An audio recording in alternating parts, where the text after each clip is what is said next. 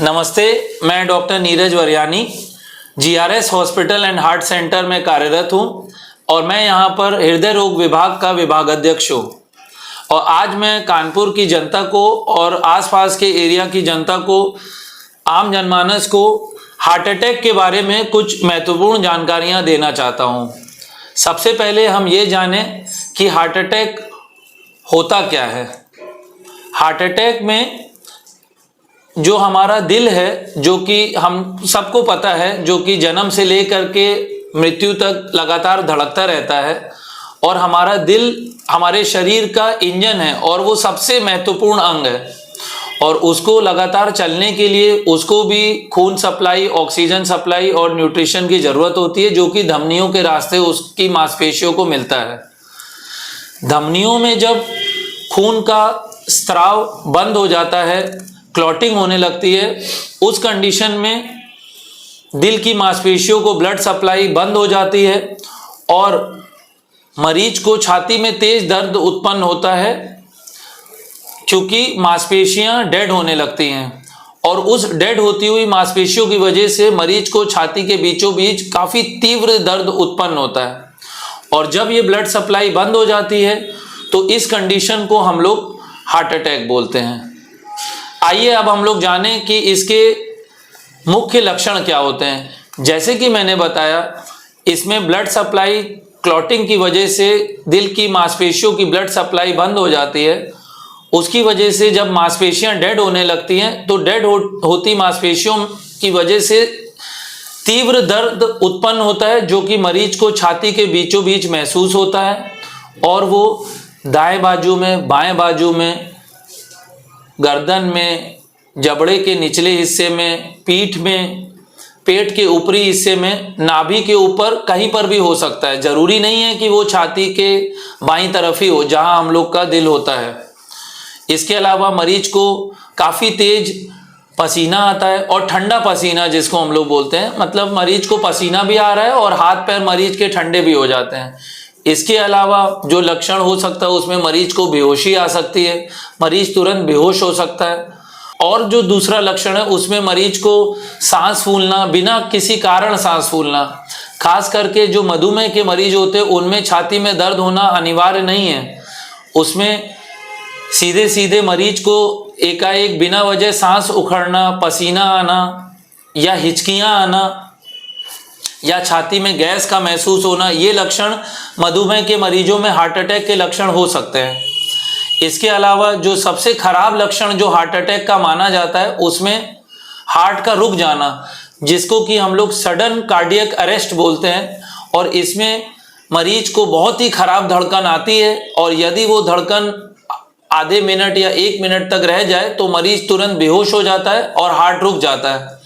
इस कंडीशन में हमें तुरंत सीपीआर करके और इमरजेंसी नंबर कॉल करके तुरंत पेशेंट को अपने निकटतम हृदय संस्थान, हृदय रोग विशेषज्ञ को कांटेक्ट करके तुरंत उनको शिफ्ट कराना चाहिए। सीपीआर चालू रखते हुए मुख्यतः मैंने ये देखा है कि अटेंडेंट लोग मरीज को तुरंत हॉस्पिटल तो लाते हैं, लेकिन वो रास्ते में लाते वक्त सीपीआर की प्रक्रिया नहीं करते हैं और इस वजह से हार्ट को और दिमाग को और शरीर के बाकी अंगों को ब्लड सप्लाई रुक जाता है। तो इसमें मोस्ट इम्पॉर्टेंट है कि कंटिन्यूअस छाती का कंप्रेशन करते रहें। अगर माउथ टू माउथ ब्रीदिंग नहीं दे पा रहे तब भी छाती का कंप्रेशन अगर कर रहे हैं तो वो बहुत ज़रूरी है। और अस्पताल पहुंचते ही उनका ईसीजी किया जाता है और आगे की प्रक्रिया शुरू होती है।